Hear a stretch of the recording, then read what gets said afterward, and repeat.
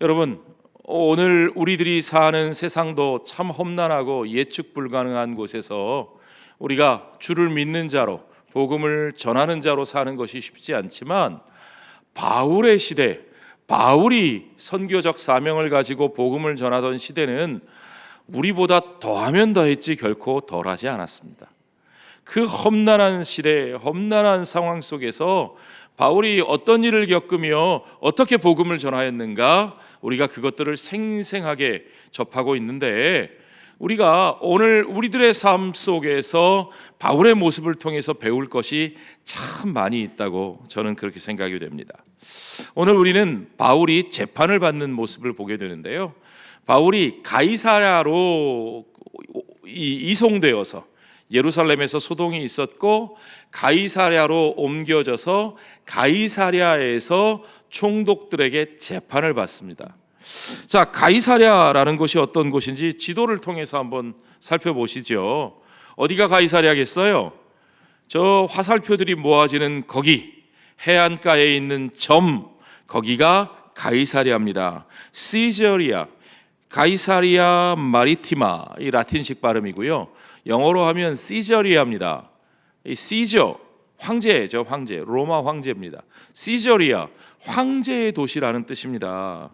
원래 여기는 그저 작은 해안 마을이었는데요, 로마 황제의 신임을 얻어서 그 땅을 얻은 헤롯, 분봉왕 헤롯이 황제의 이름을 헌사하면서 신도시를 지었어요.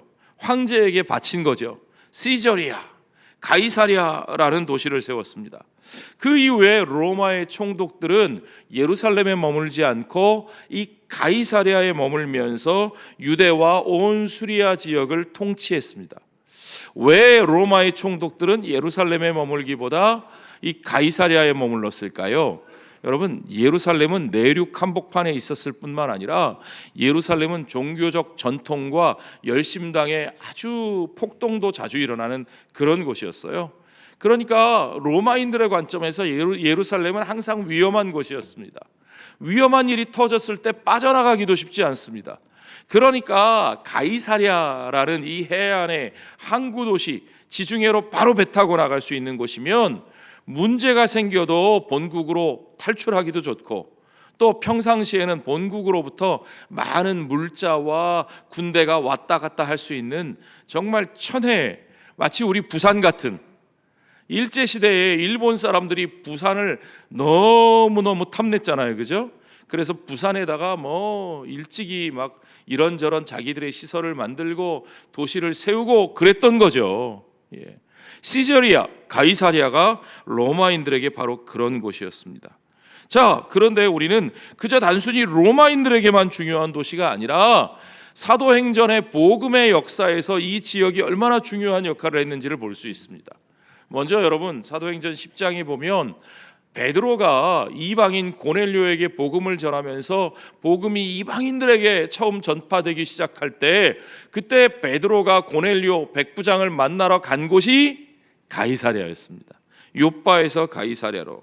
자, 이 가이사랴는요, 바울에게도 너무너무 중요한 곳입니다. 바울이 예루살렘에 있다가 자기 고향 다소로 돌아갔을 때, 그때 다소로 가는, 길리기아로 가는 배를 탔던 것도 이 가이사랴였고, 바울이 1차 전도 여행, 2차 전도 여행, 3차 전도 여행을 마치고 다시 유대로 돌아올 때 사용했던 항구도 이 가이사랴였습니다. 이 가이사랴는요, 철저하게 로마적인 도시였습니다. 한마디로 말하면 이방인들의 도시였다는 거죠. 이 가이사랴에는 원형극장, 이 로마의 큰 도시를 상징하는 원형극장도 있었고요, 로마인들이 숭배하던 우상들, 이교도들의 신전도 가득했던 그런 곳입니다. 유대인들에게는 가이사랴는 어떻게 보면 정말 경멸스러운 그런 도시였을 겁니다. 그들은 예루살렘에 집착했습니다. 그들은 예루살렘을 회복하고 싶었습니다. 그러나 우리 그리스도인들은 어땠습니까? 그들이 경멸하는 그 가이사랴지만 그곳을 향해서 마음을 열고 나갔고, 성령의 인도하심을 따라 나갔고, 그곳을 통해서 지중해로 온 세상으로 복음을 전하는 통로가 되었던 이 선교의 역사에 중요하게 쓰임을 받은 곳이 바로 이 가이사랴라는 곳입니다. 이곳에서 바울이 총독 벨릭스와 베스도 그리고 아그리빠 왕에게까지 수년에 걸쳐서 구류를 삽니다. 구류라는 게 뭔지 아시죠? 구치소에서 구류를 사는 건 형이 확정되지 않은 상태에서 계속해서 질질 끌면서 붙잡혀 있는 거예요. 예. 그렇게 구류를 살면서 또 재판을 받고 또 신문을 받고 하는 일을 계속해서 반복하는 겁니다. 그 내용이 사도행전 24장, 25장, 26장에 쭉 나옵니다. 오늘 여러분 잘 들으셔야 돼요. 오늘 이 24장부터 26장의 내용을 제가 한 방에 끝내드릴 거니까 여러분 잘 들으셔야 돼요. 자, 드디어 재판이 시작되는데 누가 재판을 벌였어요? 대제사장 아나니아가 유대인의 장로들을 대동하고 거기다가 변호사인 더둘로까지 고용해서 그들과 함께 바울을 고발하고 가이사랴에 재판하러 옵니다. 이게 참 재밌는 게요, 여러분. 보통 변호사는 누가 사는 거예요? 고발인이 사요? 피고발인이 사요? 피고발인이 사는 거예요. 그렇죠? 예. 피고를 변호하는 역할이 변호사인데 이 재판은 고발인들이 변호사를 대동하고 오고 피고발인인 바울은 변호해 주는 사람도 없어요. 변호사도 없어요. 자, 이 변호사 더둘로가 바울을 고발하라 하는 내용을 보십시오. 그 내용이 오늘 읽지는 않았지만 24장 1절부터 9절 사이에 나오는데 이 사람이 아주 전문적인 직업 변호사인 걸 알 수 있는 것은 앞에 총독에게 얼마나 아부를 하고 얼마나 친한 척을 하는지요. 아마 모르긴 몰라도 이 사람 전관 변호사인 것 같아요. 전관 변호사 아세요? 판검사 높은 자리 하다가 퇴직하고 사직하고 변호사가 되어서 그 검사 변호사하고 끈이 있는 재판부하고 끈이 있는, 그래서 그 재판부들이 알아서 모시는 그런 걸 전관 변호사라 그러죠. 여러분, 전관 변호사 살려면 얼마나 비싼지 아세요? 사보셨습니까? 전관 변호사? 와, 보통 사람 못 삽니다. 그만큼 이 더둘로는 아주 능숙하고 전문적인 화법을 구사하고 있습니다. 이 사람이 고발하는 내용 세 가지로 정리할 수 있습니다. 하나는 소요죄. 천하에 흩어진 유대인들을 소요하게 하는 자라. 조금 심한 표현이 나오는데요, 바울을 향해서 전염병 같은 자라. 옛날 성경에는 연병 같은 자라 그랬어요. 연병. 사람을 연병이래요. 이 소요죄를 첫머리에 이 1번으로 내세우는 것도 이것도 아주 기술적인 겁니다. 왜냐? 여러분 생각해 보십시오. 유대인의 종교적인 문제에는 이방인의 총독들은 관심이 없어요. 단지 이방인의 통치자들이 제일 싫어하는 게 뭐냐? 시끄러워지는 겁니다. 그렇죠? 소요와 소동이 일어나는 거 제일 싫어하는 거예요. 그래서 이 소요죄, 천하를 소요하게 하는 자라고 첫머리에 갖다 붙이는 거죠. 그 다음 두 번째는 이 사람은 유대교의 이단이다, 나사렛 이단의 우두머리다 라고 비난하고요. 세 번째로는 늘 바울을 따라다니는 성전 모독죄, 율법과 성전을 모독하고 더럽혔다라고 하는 죄를 거기서도 갖다 붙입니다.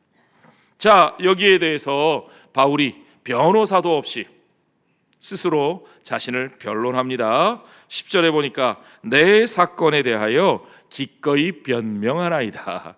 자기 자신이 스스로 자기의 사건을 변명하는 겁니다.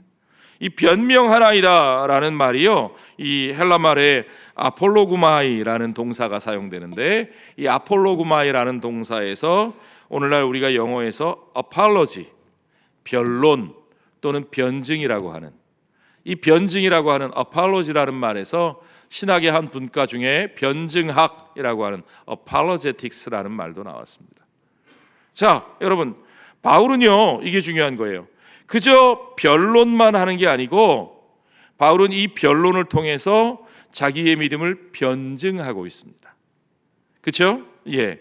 그저 단순히 자신의 무죄를 확인받고 풀려 나가서 자기가 자유로워지기 위해서 하는 변론이 아니고 이 기회를 통해서 그가 믿는 믿음에 대하여, 그가 전하는 복음에 대해서 그가 변증하며 증거하고 있다는 것을 여러분 보셔야 됩니다. 자, 그러니까 그의 변론의 내용을 보면 우리는 그가 전하는 복음의 내용도 확인할 수 있겠지요.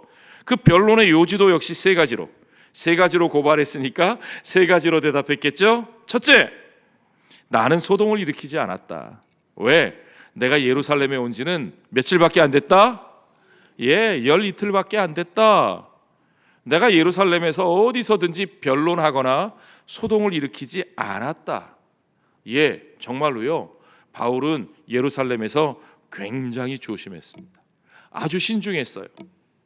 왜냐하면 예루살렘이 그저 단순히 하나님의 백성들이 사는 하나님의 도시가 아니었거든요. 사실상 그들은 하나님의 백성들이 아니라 오히려 복음을 대적하는 대적자들이었고, 그러므로 그 세상 한복판, 아니 바벨론 한복판과도 같이 되어버린 그 예루살렘 속에서 바울은 정말로 바벨론에 사는 하나님의 백성들처럼 조심하고 또 조심하고 신중하고 의롭고 경건하게, 그가 늘 그의 동역자들에게 권면하는 대로 부끄러울 것이 없는 자로, 책망받을 것이 없는 자로, 업신여김을 당하지 않도록 바울이 디모데에게도 그렇게 말하고 디도에게도 그렇게 말합니다. 업신여김을 당하지 않도록 모든 정당한 권위와 질서에 복종하고 순종하고 선한 일에 힘쓰고, 그렇죠?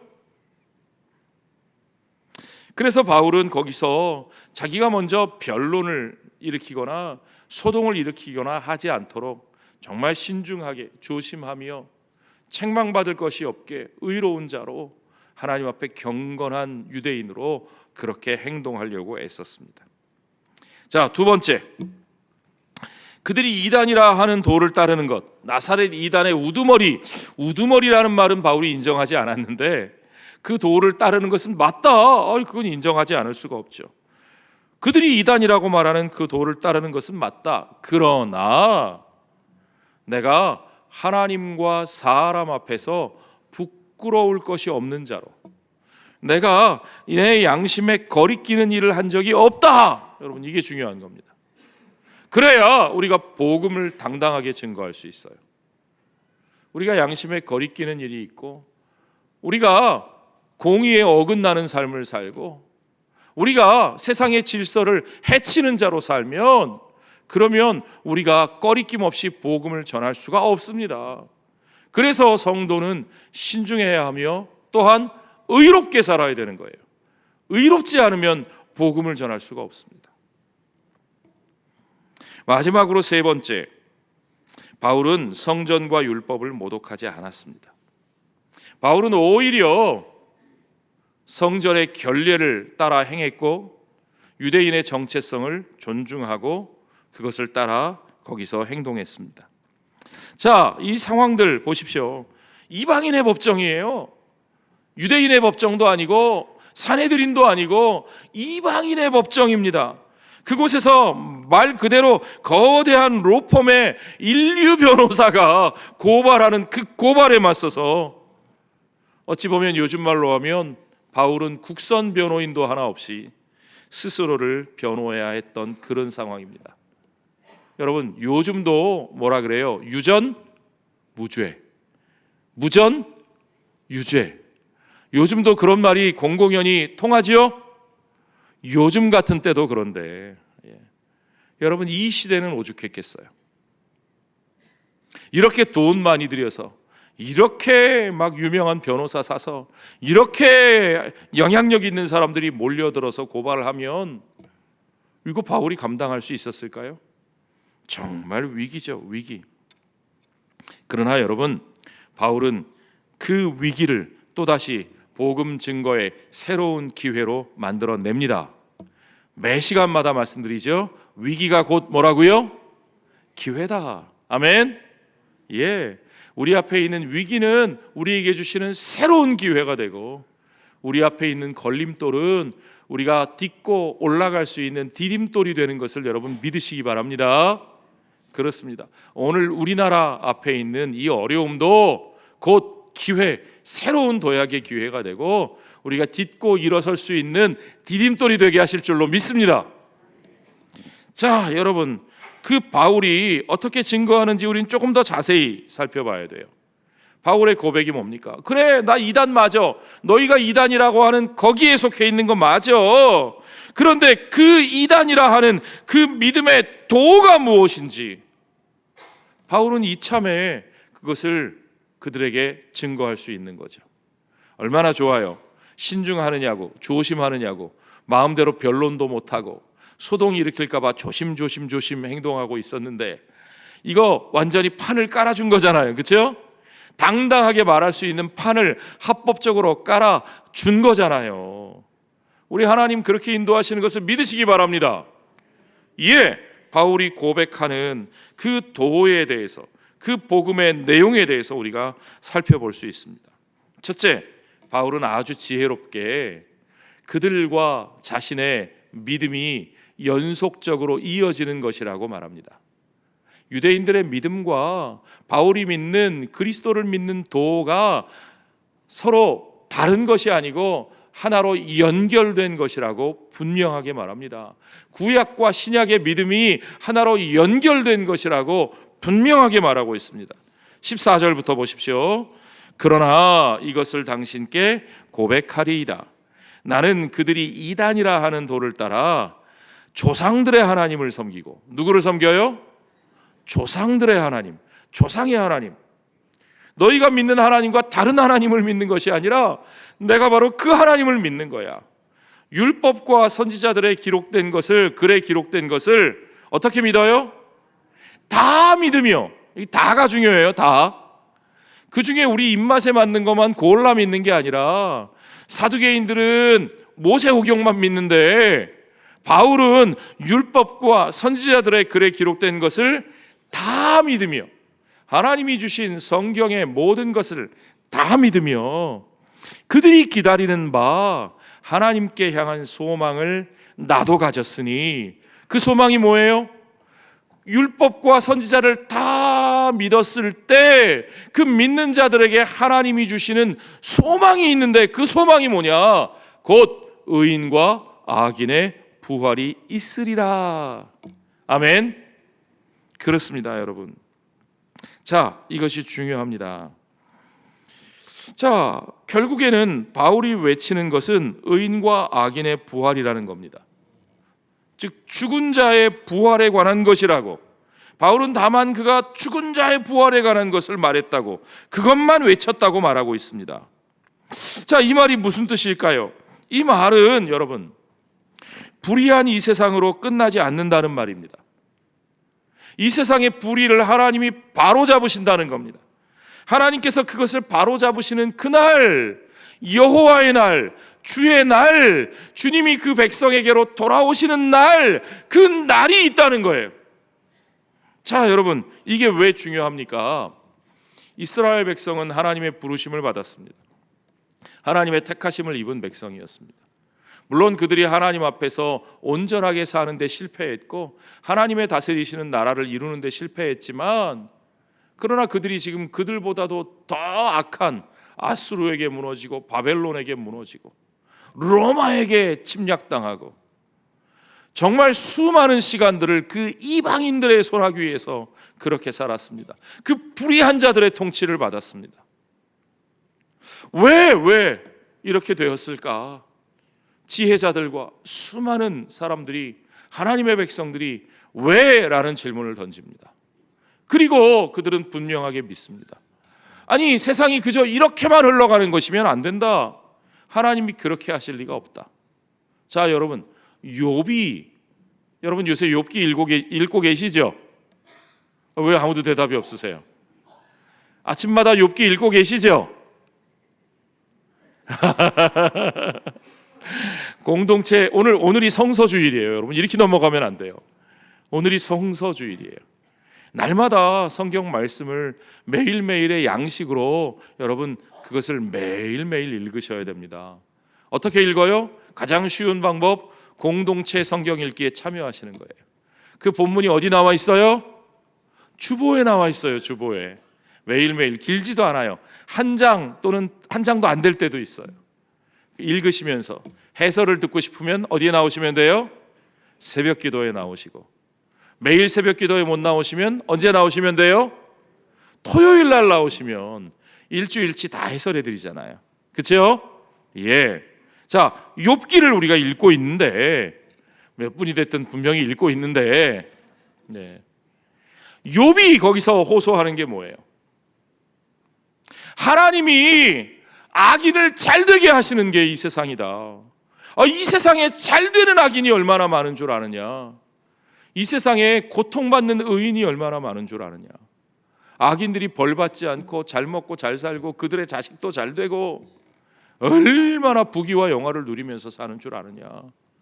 그런데 그들이 그냥 그렇게 살다가 악인이 영화를 누리다가 그렇게 죽어서 그냥 음부로 가고 그냥 그 스월에서 그냥 사라져버리고, 의인도 이 땅에서 고난을 받다가 그냥 그렇게 음부에 내려가 그냥 멸망당해 버리면, 악한 자나 의인이나 똑같이 음부에 그저 그렇게 사라져 버리는 것이 인생이면 그러면 안 된다는 거예요. 왜 안 돼요? 그거 불의하다는 거예요. 하나님이 의로우시면 그렇게 하실 수 없다는 거예요. 그렇게 하시면 안 된다는 거죠. 자, 여러분 생각해 보십시오. 정말 세상이 그것뿐이면 어떻게 되겠습니까? 여러분, 세상에 여러분 악인도 그냥 살다가 한 세상 살다가 죽고 죽으면 끝이고, 의인도 한 세상 살다 죽으면 끝이면 여러분은 의롭게 사시겠어요? 악하게 사시겠어요? 저 같으면 수단과 방법을 가리지 않고, 저 같으면 잘 먹고 잘 살기 위해서, 신나게 내가 하고 싶은 거 하기 위해서, 부귀와 영화를 누리기 위해서 어떻게든 이기고 소나기에 움켜쥐기 위해 살겠어요. 뭐 어차피 다 죽으면 끝이라면서요. 다 그렇게 없어진다면서요. 그러면 도대체 누가 의롭게 살겠냐고요? 아무도 그렇게 살지 않을 겁니다. 그러나 율법과 선지자는 우리에게 그렇게 말하지 않았습니다. 세상은 그렇게 끝나지 않는 겁니다. 우리 하나님께서 모든 것을 바로잡으시는 그날이 있다는 겁니다. 여러분, 선지자들이 외친 것이 바로 그겁니다. 여호와의 날, 주께서 다시 오시는 날, 주께서 모든 것을 회복하시는 날. 이사야 선지자가 그날을 외쳤고, 에스겔 선지자가 그날을 외쳤고, 요엘 선지자가 그날에 일어날 일들을 예언했고, 미가 선지자가, 스바냐 선지자가, 학개 선지자가 바로 그날이 올 것이라고 그들에게 외치고 또 외쳤습니다. 여러분, 그러므로 율법과 선지자가 말하는 그 모든 것이 바로 그겁니다. 21절에 오직 내가 그들 가운데 서서 외치기를, 내가 죽은 자의 부활에 대하여 오늘 너희 앞에 신문을 받는다고 한 이 한 소리만을 따름이니이다. 내가 믿는 것이 그것이고 내가 외친 것이 그것이다. 너희가 율법과 선지자를 통해서 믿고 바라보던 그것이 어떻게 이루어졌는가? 바로 그것을 내가 믿고 외친 것이라고 바울은 분명하게 증거하고 있는 거죠. 그런데 그렇게 바울의 믿음과 그들의 믿음이 같은 것이라면 왜 도대체 바울과 그리스도인들은 이단이라는 소리를 듣습니까? 그 이유가 뭘까요? 이거 잘 아셔야 돼요. 그 이유는요, 그들이 죽은 자의 부활이 막연히 마지막 때에 먼 어느 날 이루어지는 것이 아니라 예수를 통해서 이미 지금 여기서 일어났음을 믿고 그것을 선포하기 때문입니다. 여러분들은 그것을 믿으십니까? 아멘. 하나님이 세상을 바로잡으신다는 것이, 그것이 복음의 핵심입니다. 바울과 그리스도인들은 먼 미래에 그 일이 이루어지는 것을 막연히 믿는 것이 아니고, 여러분, 그런 막연한 믿음은 그저 단순히 희망 고문이 됩니다. 사람들은 그 희망 고문에 시달리다가 지쳐서 포기합니다. 아이고, 언제 이루어질지도 모르는 그 일. 아유, 나는 그냥 여기서 편한 대로 살다가 갈래. 이렇게 살다 죽을래. 자, 그런데 예수 안에서 이루어진 일은 희망 고문이 아닙니다. 하나님께서, 임마누엘 하신 하나님께서 그 연약한 자들을 위하여 그들의 모습으로 이 땅 가운데 오셔서 그들의 모든 부족한 것을 채우시고 그들이 이루지 못하는 의의를 이루시고 그들을 위하여 고난받으시고 그들을 위하여 자신을 내어주시며 그렇게 죽으시고 다시 살아나신 예수 그리스도를 통해서 그 약속하신 여호와의 날, 그 부활의 날이 여기서 이미 이루어지게 하셨다는 겁니다. 그렇게 하셨고 또 그가 다시 오실 그날에 그렇게 하실 일, 그 마지막 날에 그의 그 승리에 대한 증거로 부활의 첫 열매 되신 그분과 연합한 모든 그의 백성들이 이제 또다시 그의 부활에 동참하여 영과 육이 새롭게 다시 태어나고 그분과 함께 새하늘과 새 땅에서 온 땅을 다스리는 왕 노릇하게 되는 것을 우리가 분명히 믿고 선포하며 살아가는 겁니다. 바로 그 소망 때문에 우리는 지금 여기에서도 소망을 가지고 삽니다. 그 부활하신 주님이 그저 죽으시고 그저 억울하게 희생당해서 죽으시고 끝난 분이 아니라 죄와 사망을 이기시고 부활하셨기 때문에, 그가 승리하셨기 때문에, 그가 지금도 아버지 보좌 우편에서 통치하고 계시기 때문에 우리의 소망은 희망 고문이 아니라 오늘 하루를 당당하게 살아나갈 수 있는 우리의 삶에 살아있는 소망이고 참된 희망이 되는 것을 여러분 믿으시기 바랍니다. 이미 실현된 그 소망과 앞으로 이루어질 그 소망을 우리가 붙잡고 살 수 있도록 하나님의 최종적인 소망이 우리가 오늘 찬양하면서 고백한 것처럼 예수께서 열방의 소망이 되셔서 오늘 우리를 통해 미리 그 하나님 나라를 우리에게 소개하시고 증거하시고 보여주시기 위해 우리 가운데 오신 그 임마누엘의 주님을 우리가 촛불을 밝히며 기다리고 있는 겁니다. 자, 여러분, 바울은 이 믿음을 분명하게 증거합니다. 바울은 벨릭스 앞에서뿐만 아니라 아그리빠 왕에게도 이 복음을 분명하게 증거합니다. 사도행전 26장 22절부터 보면 바울이 아그리빠에게 증거하는 말입니다. 같이 보십시오. 하나님의 도우심을 받아 내가 오늘까지 서서 높고 낮은 사람 앞에서 증언하는 것은 선지자들과 모세가 반드시 되리라고 말한 것밖에 없으니, 선지자들과 모세가 반드시 되리라, 그들이 향하여 바라보고 그들이 증언한 것이 뭐냐? 곧 그것이 그리스도가 고난을 받으실 것과 죽은 자 가운데서 먼저 다시 살아나사 이스라엘과 이방인들에게 빛을 전하시리라 함이니이다 하니라. 그렇습니다. 한마디로 말하면 결국 그가 이단으로 박해받는 이유는 그들이 기다리던 그 메시아, 율법과 선지자가 가리키고 있는 그 메시아가 고난을 받으시고 십자가에 죽으신 예수, 죽으시고 다시 살아나신 그 예수라는 것, 십자가에 죽으신 그 메시아로 말미암아 그가 여러분 왜 십자가에서 죽으셨을까요? 그가 십자가에서 죽으심으로 말미암아 스스로의 죄 문제를 해결할 수 없는 자격이 없는 모든 이들에게 은혜의 빛으로 불러주시고 은혜의 문을 열어주심으로 말미암아 이제는 스스로 자격이 있다고 생각하는 율법주의자들이 아니라 진정으로 자격이 없는 잃어버린 영혼들, 잃어버린 하나님의 양떼들을 그 은혜 안에 불러 모아 유대인과 이방인 모두를 불러 모아 이스라엘뿐만 아니라 이방인에게도 은혜의 빛을 전하는 그 복음의 역사, 그 화해의 역사를 전하기 때문에 그가 이단 소리를 듣고 그가 박해를 받고 있다는 것입니다. 여러분, 이게 복음의 본질입니다. 그리스도, 십자가에 달리신 그리스도, 십자가에서 죽으시고 부활하신 그리스도, 그리고 그 은혜로 말미암아 유대인과 이방인의 벽이 허물어지고 모든 이들이 은혜의 빛 안에 하나가 되게 하시는 화해의 역사, 이것이 우리 기독교 신앙 그리스도 예수 믿는 도의 핵심인 것을 여러분 믿으시기 바랍니다. 이 십자가와 이 화해의 복음을 빼면 우리는 저 유대교, 저 율법주의자들과 다를 것이 하나도 없는 자들이 되는 거죠. 자, 바울은 그 부활의 소망 안에서 그리스도께서 이루신 약속하신 그 복음의 삶을 살고 있습니다. 그 소망을 가진 자의 삶, 그 삶이 어떠한 것인지 오늘 마지막으로 살펴보려고 합니다.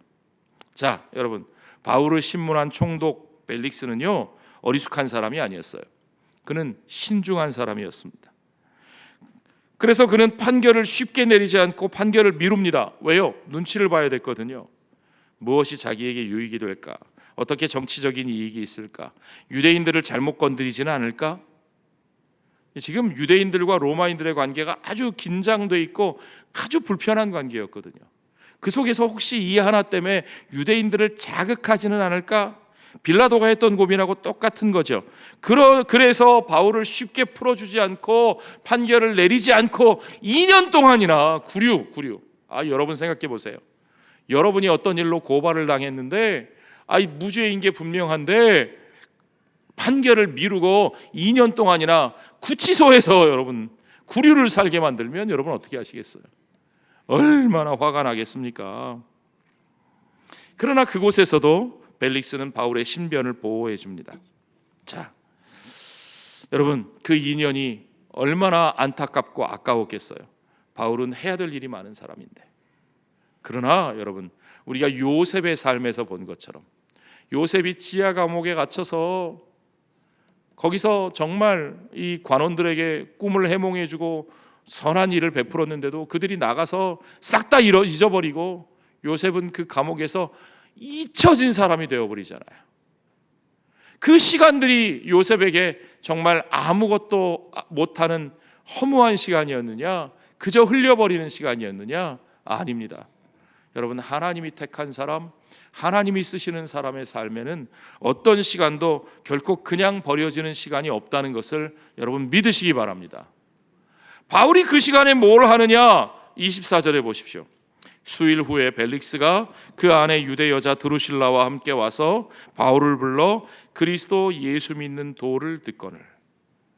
바울이 그렇게 억울하게 구류를 살면서도 억울하게 구류 살리는 그 사람에게 뭘 해요?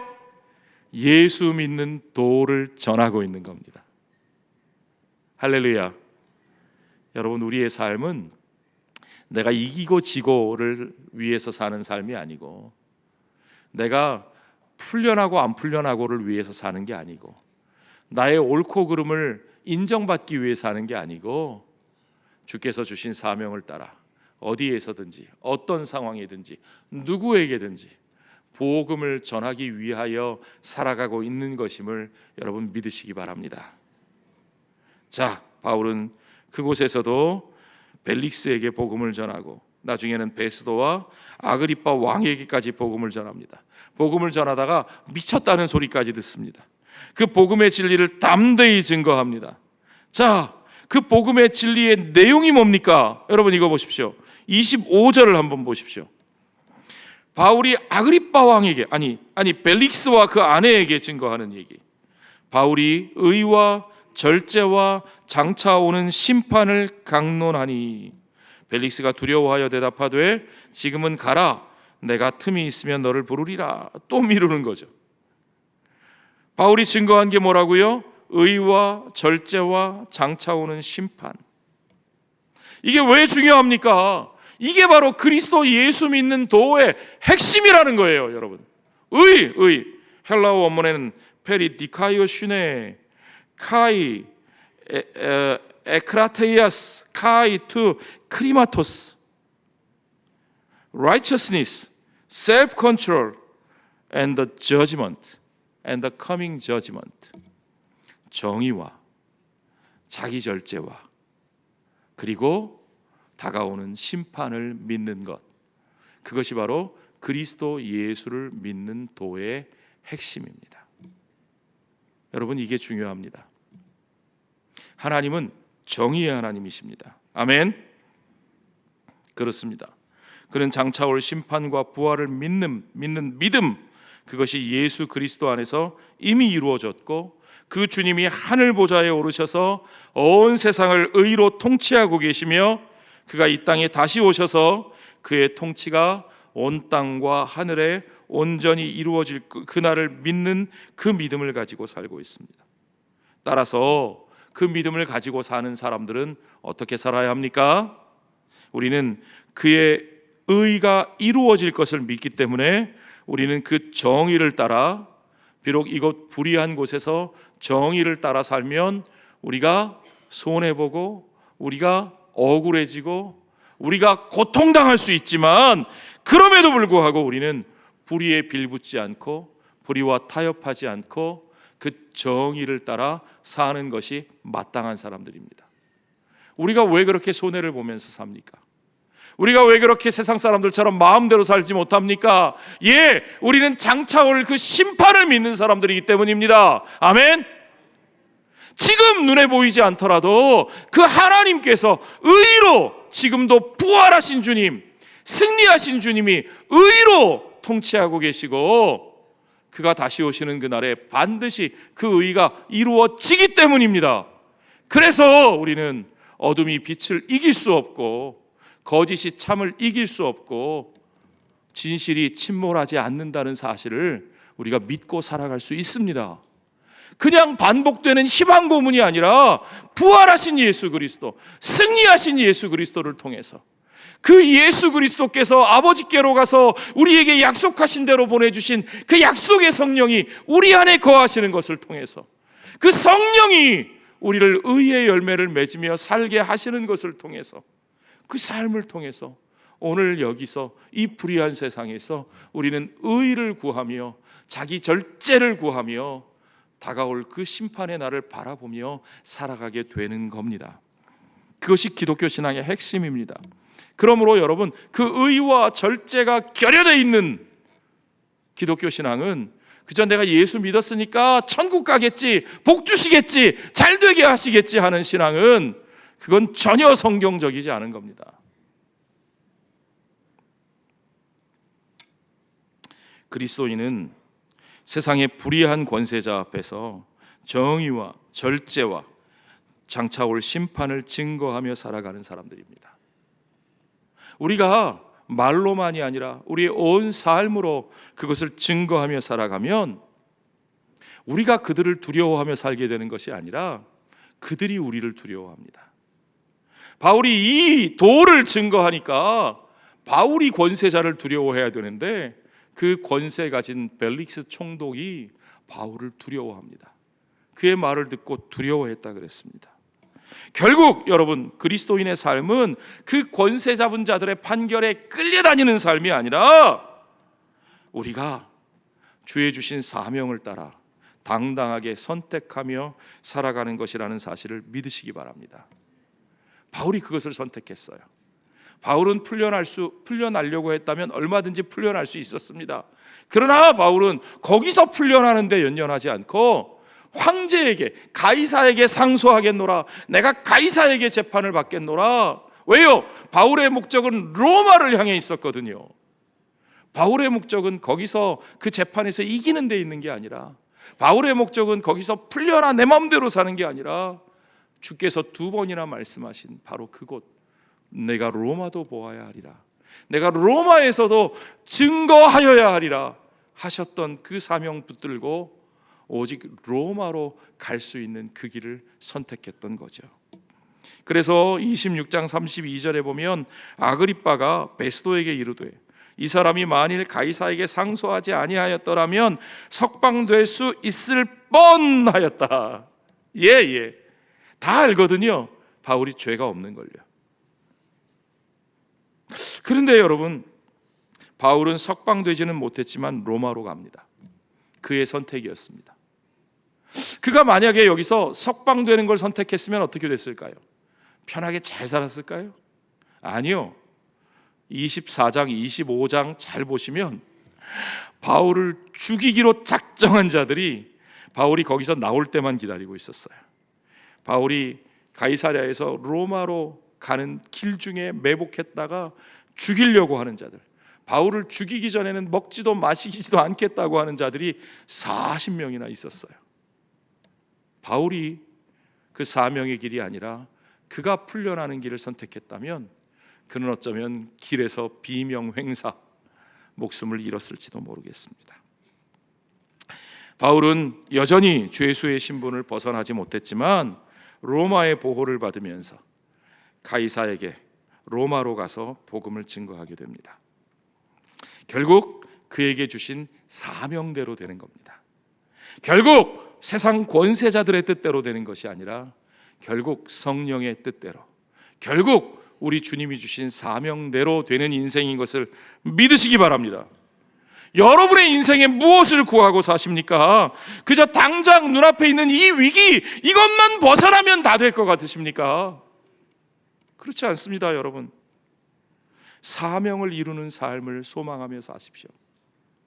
내가 험한 일에 있든 잘 되든 못 되든 힘들든 쉽든 평안하든 혼란스럽든 우리 지금 겪고 있는 일처럼 한 치 앞도 내다볼 수 없는 캄캄한 세상 같아 보여도 우리가 주님의 뜻대로 주님이 인도하시는 길을 걸어가며 우리의 사명을 붙들고 살아갈 때 주님은 우리의 사명이 반드시 이루어지고 하나님 나라의 가치를 열매 맺는 저와 여러분의 삶이 되게 하실 줄 믿습니다. 여러분, 그래서 우리의 삶은요, 세상이 끌고 가는 게 아닙니다. 세상에 끌려다니는 삶이 아닙니다. 우리의 삶은 사명이 이끌어가는 삶. 따라해 보십시오. 사명이 이끌어가는 삶. Mission driven life.